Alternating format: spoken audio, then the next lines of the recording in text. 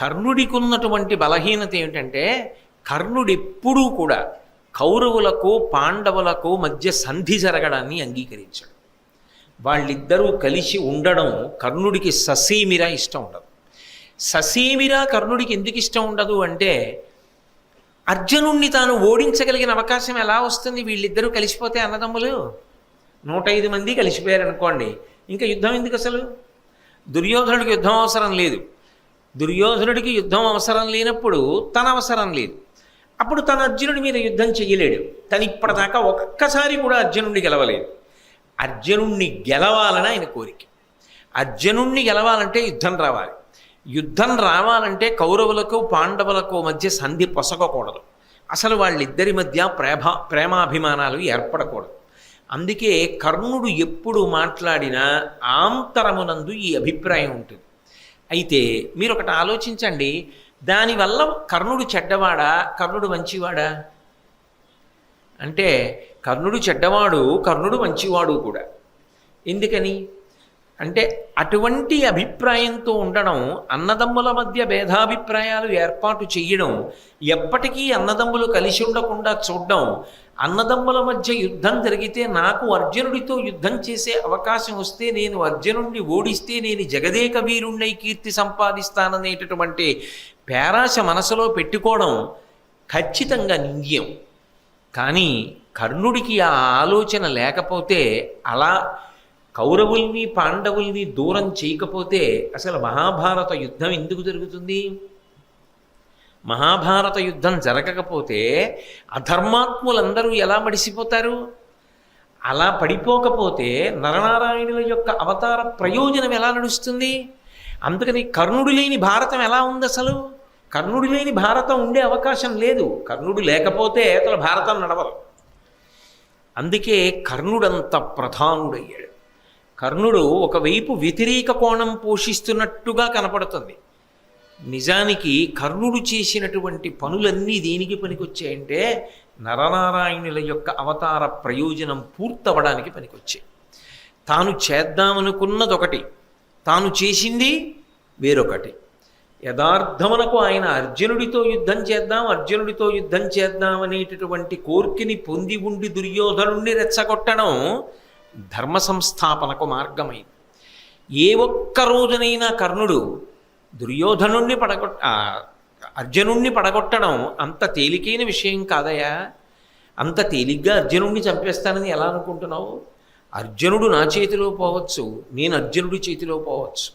ఆయన అంత సామాన్యమైన వీరుడు కాడు. కాబట్టి జయాపజయములు విధి నిర్ణీతములు అని కర్ణుడు అని ఉంటే దుర్యోధనుడు ఆ ఒక్క మాటకి పాతాళంలోకి జారిపోతాడు. ఇక యుద్ధానికి వెళ్ళే ధైర్యం చేయడు.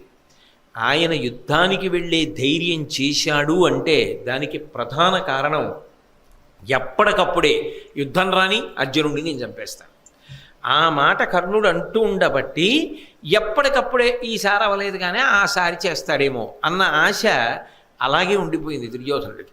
ఆయన లెక్క ఏమిటంటే 5గురిలో లెక్క పెట్టవలసిన వాళ్ళు ఇద్దరే, భీముడు అర్జునుడు. భీముడిని నేను చంపేస్తా, అర్జునుడిని ఆయన చంపేస్తాడు. మేము యుద్ధం ప్రకటించడం ఒకటే తర్వాయి. ఎందుకు ప్రకటించలేము? ఇగో వీళ్ళు అడ్డు, అంతే. ఇద్దరికీ అదే అభిప్రాయం. ఈయన కోణం ఒకటి, ఆయన కోణం ఒకటి. కానీ ఇద్దరూ మహాభారత యుద్ధానికి మాత్రం కారణమవుతారు. అందుకే కౌరవులు పాండవులు ఎప్పటికీ కలుసుకోనంత దూరం జరిగిపోవడానికి కారణం ఎవరయ్యారంటే మధ్యలో కర్ణుడు అయ్యాడు. ఇక కలపడం సాధ్యం కాదు ఎవరికి, అంత దూరం జరిపాడు. ఒక్కొక్క ప్రయత్నంలో కురుపాండవులు అంత దూరం అయిపోయారు. కాబట్టి కర్ణుడితో కలిసి ధృతరాష్ట్రుడి దగ్గరికి వెళ్ళాడు. ధృతరాష్ట్రుడు చాలా చాలా తెలివైనవాడు. ఆయన మనసులో కోరిక కూడా దుర్యోధనుడి మనసులో కోరికే. పాండవులు బాగుండాలని కానీ పాండవులకు రాజ్యం ఇవ్వాలని కానీ ధృతరాష్ట్రుడికి ఏ కోశాన ఉండదు. పాండవులు వృద్ధిలోకి రావడం ధృతరాష్ట్రుడికి ససేమిరా అంగీకారయోగ్యం కాదు. కానీ దుర్యోధనుడే అంత తేలికగా బయటపడ్డాడు. ఏదైనా చేసేటప్పుడు తన మర్యాద పోకుండా చూసుకుంటూ ఉంటాడు. పైకి ఎంతో మంచిగా ఉంటాడు, లోపల ఎంత దుష్ట భావననైనా దాచిపెట్టగలడు. అది ధృతరాష్ట్రుడి యొక్క శీలం. కాబట్టి ఆయన ఏమీ తెలియనట్టు ముందు భీష్మద్రోణుల్ని పిలిచాడు. పెద్దవాళ్ళు కదూ. భీష్మద్రోణులు ఎందుకు అంగీకరిస్తారు? అంగీకరించరు. పాండవులు బాగుంటే నువ్వు సంతోషించాలి, పెద్ద తండ్రివి. నీ తమ్ముడి బిడ్డలు వాళ్ళు బాగున్నారని నీకు తెలిసింది, శుభవార్త కదా. దానికి వాళ్ళ మీద యుద్ధానికి వెళ్ళవలసిన అవసరం ఏమిటి? అసలు దేనికి యుద్ధం వాళ్ళతోటి? నీకు 105 మంది బిడ్డలు అనుకోవాలి. వాళ్ళ రాజ్యం వాళ్ళకి ఇచ్చేయి, నీ బిడ్డల రాజ్యం నీ బిడ్డలకి ఇచ్చేయి. అందరూ కలిసి ఉండాలి. దానికోసం నువ్వు ప్రయత్నం చెయ్యాలి. కానీ అసలు వాళ్ళ మీద యుద్ధ ప్రకటన చేయవలసిన అవసరం ఏమిటి? ఆ మాటే చెప్తాడు భీష్ముడు. భారతంలో గమ్మత్తు ఏంటంటే, భీష్ముడు అంటే అపారమైన గౌరవం ఉన్న ద్రోణుడు భీష్ముడు ఏం చెప్తే అదే చెప్తాడు. కాబట్టి భీష్మద్రోణులు అంగీకరించారు. భీష్మద్రోణులు అంగీకరించనిది విదురుడు అంగీకరించాడు.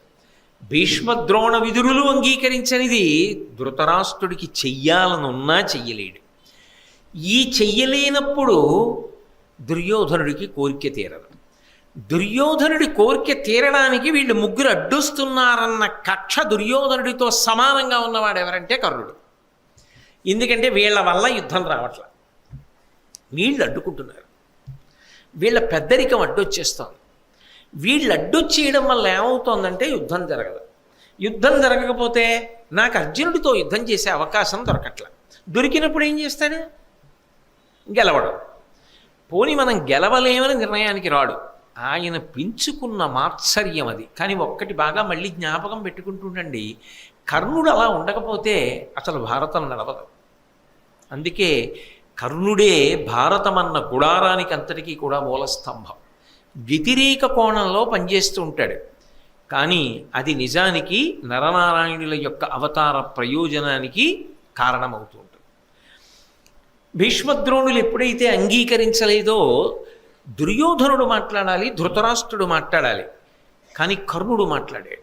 అంటే ఒక్కొక్క చోట ఒక్కొక్కరు మాట్లాడారు అంటే అది మాట్లాడిన వాడికి ఉన్నటువంటి స్వేచ్ఛ కన్నా, స్వాతంత్ర్యం కన్నా ఆయన అలా ప్రవర్తించి మాట్లాడితే అంత స్వేచ్ఛ ఇచ్చిన వాడెవరు, అంత స్వాతంత్ర్యం ఇచ్చిన వాడెవరు అన్నది ప్రశ్న అవుతుంది కాదు.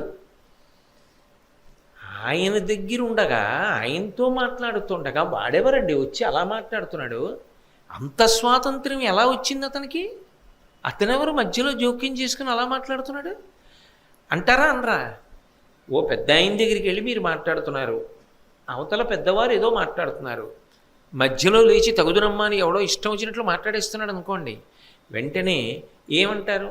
అంత స్వాతంత్ర్యం ఎక్కడిది అన్న ప్రశ్న వస్తుందా రాదా? అది మంచి మాటలు జరిగినంత కాలం అలా ఉండదు, కానీ అది 10 మంది అంగీకరించడానికి సాధ్యం కాని విషయం అయితే అప్పుడు ఇటువంటి సమస్యలన్నీ ఉత్పన్నం అవుతాయి. అప్పుడు ఏం చేస్తారంటే ఆ ఒక్క మాటని బట్టి అవతలవాడు ఉన్నటువంటి స్థితిని లెక్క కడతారు. అబ్బో అంత జోక్యం చేసుకుని అంత లెక్క మాట్లాడుతున్నాడంటే ఇప్పుడు ఆయన దగ్గర ఈయన పరపతి అంత పెరిగిందనమాట, ఆయన అంత స్వాతంత్ర్యం ఇచ్చారన్నమాట ఈయనకి అంటారా? అనరా? భీష్మద్రోణులు మాట్లాడుతుంటే కర్ణుడు ఏమన్నాడంటే, ముదుసళులు తమకిమ్ముగా జనివికొండ్రుగాక పతులకు హితమకు కర్జమేల యొలసి చెప్పదురు, అహితు కలిపికొనుట ధర్మువని ఇది నయ విరుద్ధంబు కాదే. ఈ ముసలాళ్ళు వీళ్ళకిష్టమైందే మాట్లాడతారు, అంత మాట అనడమే. భీష్మద్రోణులు ఇద్దరినీ ఉద్దేశించి, ద్రోణుడు గురువుగారు, భీష్ముడు ఆ వంశాన్నంతటినీ నిలబెట్టిన మహాపురుషుడు, రాజ్యం అయింది నిజానికి. అటువంటి భీష్ముడి పట్ల ధృతరాష్ట్రుడే భయంగా ఉంటాడు. పైగా భీష్ముడు అంటే సామాన్యుడా, ఎంతటి మహానుభావుడు, కృష్ణుడంతటి వాడు అంత గౌరవించాడు. అంటే ఒకటి గౌరవించాలి అన్న మాట అవతల వారిని బట్టి ఉండదు, గౌరవించడం అన్నది యువతల వారి సంస్కారాన్ని బట్టి కూడా ఉంటుంది. గౌరవించవలసిన అవసరం అక్కర్లేనిది దేన్నైనా గౌరవించాలి కదా. అన్నీ గౌరవించాలనే ఎక్కడుంటుందండి? అది ఒక్కొక్కసారి ఏమవుతుందంటే సంస్కారాన్ని బట్టి కూడా ఉంటుంది. ఎందుకనంటే అమాయకత్వం కానీ, తెలియనితనం కానీ, అజ్ఞానం కానీ, అహంకారం కానీ చాలా అధికంగా ఉన్నాయనుకోండి, అప్పుడు అవతల వారి గొప్పతనం తెలుసుకోవాలి అనేది కూడా మనం స్థాపించడం సాధ్యం కాదు. ఓ మనవడు ఉన్నాడు, వాడికి ఏం తెలియదు, ప్రాయం అమాయకత్వం. ఆ అమాయకత్వంలో ఉన్నవాడు తాతగారు ఎంత విద్వాంసుడైతే మాత్రం వాడు ఆ తాత పక్కన నిలబడి కాలెత్తి తాత కాలుని కాలు పెట్టి తంతు, తాత తాత తాత అని కాలు పెట్టి తంతు పిలుస్తాడు. తాత మనవాడు తంతున్నాడు తన్ని అని తెలుసు. తాత వాడి బుగ్గలు పట్టుకుని ఏం నాన్న అంటాడు. కోడలు చూసి తప్పు, తాతగారిని అలా తన్నకూడదు, తాతగా చేసి పెట్టు, తాతగారిని అలా తన్నచ్చా అంటుంది. అమాయకత్వం అజ్ఞానం ఎక్కువ ఉందనుకోండి, అప్పుడు కూడా ఎదుటివారిని గౌరవించాలి అన్నది తెలియదు. అహంకారం ఎక్కువ ఉందనుకోండి, అప్పుడు కూడా తెలియదు. అహంకారం ఉంటే ఎప్పుడు నేను గొప్పవాడిని అనుకుంటాడు, కానీ అవతలవాడి గొప్పతనాన్ని అసలు లెక్క కట్టగలిగినంత అవకాశం ఎలా ఉంటుంది? అప్పుడు అహంకారం కూడా అవతలవారి గౌరవాన్ని చెప్పనివ్వదు. కర్ణుడు అమాయకుడా? కర్ణుడు ఏమీ తెలియని తాత దగ్గర మనవళ్ళంటి వాడా? ఇందాక నేను చెప్పిన ఉపమానానికి సరిపోతాడా? సరిపోడు. అన్నీ తెలిసిన్నవాడు. భీష్మద్రోణులు ఎవరో తెలిసిన్నవాడు. అటువంటి భీష్మద్రోణులకు వినా అసలు పాండవులతో యుద్ధానికి కౌరవులు వెళ్ళొచ్చా వెళ్ళకూడదా అన్న విషయంలో స్వతంత్రంగా సలహా చెప్పగలిగిన అధికారం అక్కడ ఇంకెవరికి ఉందా? అంతఃపురంలో వాళ్ళకే కదా ఉంది. ఉన్నప్పుడు వాళ్ళు మరి సలహా చెప్పరా? చెప్తున్నప్పుడు ఈ ముసలాళ్ళు అని అనడమే. అలా అన్నాడు అంటే ఇప్పుడు కర్ణుడు ఏ స్థాయికి వెళ్ళాడని గుర్తు. అహంకారం బాగా పెరిగిపోయింది కర్ణుడిలో. దేని చేత పెరిగిపోయింది? దుర్యోధనుని యొక్క దుర్యోధనుడు తనని అన్ని వేళలా సమర్థిస్తాడు అనేటటువంటి ధైర్యం అలా తయారైంది. వీళ్ళ లెక్క నాకేంటి, దుర్యోధనుడు నన్ను సమర్థిస్తాడు. కాబట్టి భీష్మద్రోణులను ఎంత మాట అనగలిగాడంటే, ముదుసలులు తమకిమ్ముగా చదివికొండ్రుగాక. ఈ ముసలాళ్ళు వాళ్ళకిష్టమైన మాటలే మాట్లాడతారు. వాళ్ళకి ఇంకొక విషయం అక్కర్లేదు. పతులకు హితమగు కర్జమేలా చెప్పారు, వలసి చెప్పదురు. వాళ్ళు పతులు అంటే రాజులకు ఇష్టమైన పని వాళ్ళు ఎందుకు చెప్తారు? వీళ్ళు చెప్పింది ఏమైనా బాగుందా అసలు? ఎందుకని అంటే అహితుల కలిపికొనుట ధర్మమని, ఇది నయ విరుద్ధంబు కాదే. పాండవులు కౌరవుల యొక్క హితం కోరేవాళ్ళ? ధర్మరాజు కానీ, భీముడు కానీ, అర్జునుడు కానీ, నకులుడు కానీ, సహదేవుడు కానీ దుర్యోధనుడు యొక్క మేలు కోరుకుంటారా? వాళ్ళు కోరుకుంటారో కోరుకోరో భీష్ముడికి తెలుసు. వాళ్ళు కోరేవాళ్ళో కోరని వాళ్ళో ద్రోణుడికి తెలుసు. కోరేవాళ్ళో కోరని వాళ్ళో విదురుడికి తెలుసు. కర్ణుడికి ఏం తెలుసు?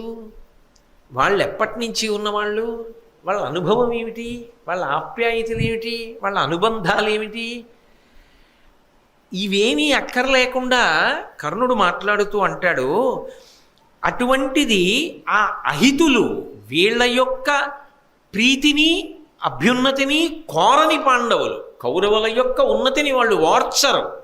అదే అక్కడ నిజంగా కౌరవుల ఉన్నతిని పాండవులు ఓర్చట్లేదా, పాండవుల ఉన్నతిని కౌరవులు ఓర్చట్లేదా అంటే మారుస్తున్నాడు. అది ఇచ్ఛాపూర్వకంగా తన కోరిక జరగట్లేదన్న అక్కసుతో మాట్లాడుతున్న మాటే కదా. సత్యాన్ని మార్చాడా లేదా? కథాగమనంలో తెలుస్తూనే ఉంది కదా. ఎవరి ఉన్నతిని చూసి ఏడ్చి సమావేశం పెట్టుకుని మాట్లాడుకుని వచ్చారు? దుర్యోధనాదులే కదా అలా సమావేశం పెట్టుకుని మాట్లాడుకున్న వాళ్ళు. ఏడాది నుంచి అక్కడున్న వాళ్ళు వాళ్ళ యొక్క ఉనికిని బయట పెట్టుకున్నారా? మా రాజ్యం మాకు ఇమ్మని అడిగారా? అడగలేదుగా. కాబట్టి అటువంటి అహితులను కలుపుకోండి అని వీళ్ళు చెప్తున్నారు కదా ఈ ముసలాళ్ళు.